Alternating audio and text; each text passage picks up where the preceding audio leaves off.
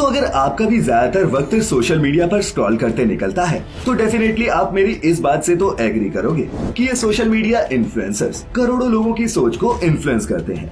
और यही एक रीजन है कि कुछ इन्फ्लुएंसर्स ट्रेंड में रहने के लिए अनएथिकल बिहेवियर और खराब चीजों को प्रमोट करने से भी गुरेज नहीं करते। फिर चाहे वो बॉबी कटारिया का केस हो या फिर ये गरीब बॉय और इंटरनेशनल सेलेब लोगन पॉल तो है ही। ये सभी लोग अपने आप को यूथ आइकन बताने वाले फर्जीवाड़ा करने में नंबर 1 है, खासकर बॉबी कटारिया जिसे एनआईए ने हाल ही में अरेस्ट किया था। ये दोस्तों वही शख्सियत है जो कभी फ्लाइट में सिगरेट पीते हुए वीडियो डालता है तो कभी बीच रोड पर शराब पीते हुए।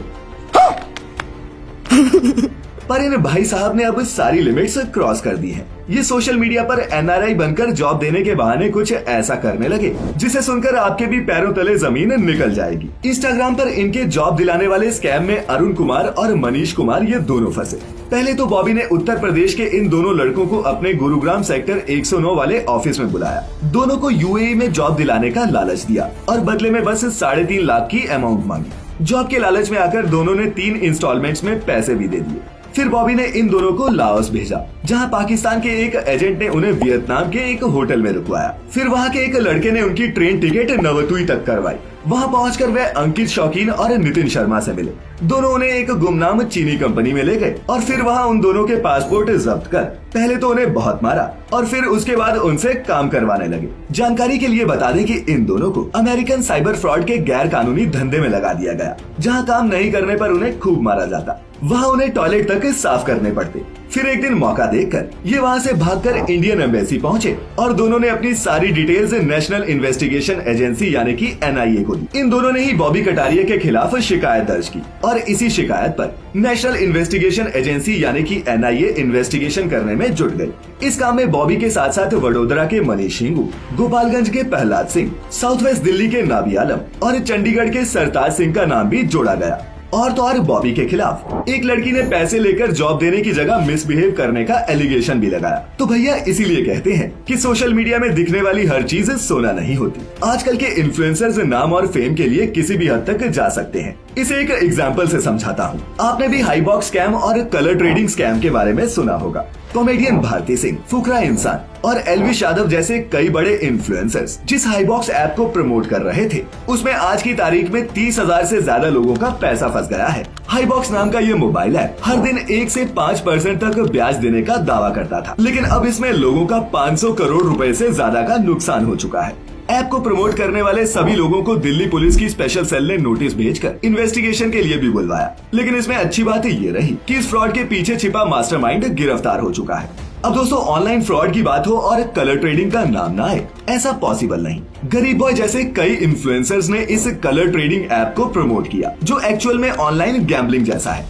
जी हाँ, ये वही बंदा है। मैं गरीब हूँ करके इसने सोशल मीडिया पर खूब सिंपैथी बटोरी और इसे ही अपना करियर बना लिया। अगर आप इसका इंस्टाग्राम चेक करोगे तो हर दूसरी वीडियो में ये आपको ट्रेडिंग से जीते हुए पैसे फ्लॉन्ट करता नजर आएगा। रो रो कर वीडियो बनाने वाला ये लड़का आज अपनी माँ के ऊपर नोटों की बारिश कर रहा है। ये अपनी फैमिली के साथ मिलकर इस सट्टे को प्रमोट करता है और कई यंगस्टर्स इसके झांसे में आ जाते हैं। लेकिन सच्चाई ये है कि जब अपनी वीडियोस में ये ऐप का डेमो देता है तो उस वक्त ये एक डमी अकाउंट इस्तेमाल करता है जिसमें ये जब भी बेट लगाता है तो जीत जाता है, जबकि आप भी जानते हैं कि असल ऐप में ऐसा कुछ नहीं होता।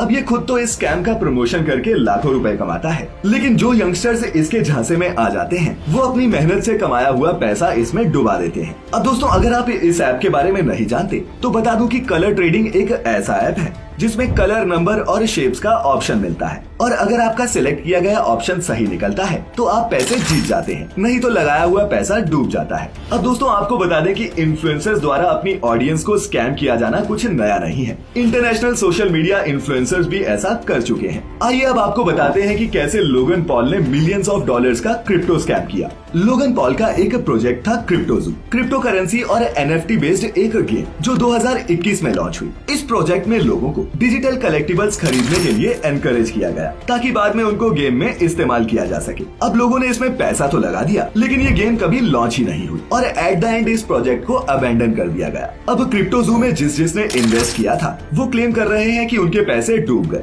और इसके बाद से इस प्रोजेक्ट को ही स्कैम कहा जाने लगा। अब पहले तो लोगन पॉल ने इन एलिगेशंस को डिनाई किया और फिर लॉ सूट की धमकी दे दी। अब आखिरकार झूठ कब तक चलता, इनका सच भी बाहर आ गया और उन्होंने माफी मांगी और कहा कि वो इस सिचुएशन को ठीक करना चाहते हैं। लेकिन वो कहावत है ना, अब पछताए होत क्या जब चिड़िया चुग गई खेत। जिनका पैसा डूब गया था वो कभी नहीं आने वाला।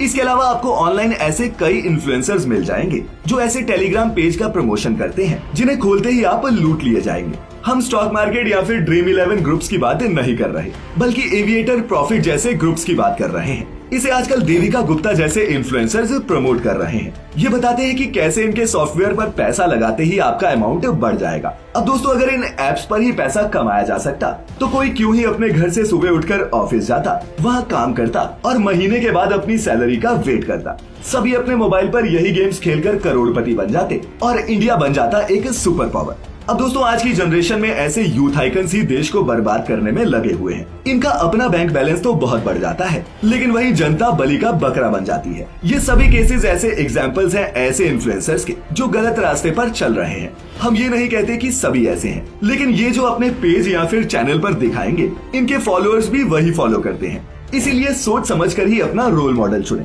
और हमेशा याद रखें कि सोशल मीडिया पर जो आपको दिख रहा है वो 10 में से 9 बार सच नहीं होगा। सोच समझकर ही किसी का कंटेंट कंज्यूम करें और उसे फॉलो करें। और अगर आप भी ऐसे किसी स्कैमर इन्फ्लुएंसर के बारे में जानते हैं तो हमें नीचे कमेंट्स में लिखकर जरूर बताएं। आज की वीडियो अच्छी लगी हो तो इसे अपने दोस्तों रिश्तेदारों के साथ शेयर करें और ऐसी सभी वीडियोस के लिए जुड़े रहें फैक्टिफाइड के साथ। आपका बहुत बहुत शुक्रिया।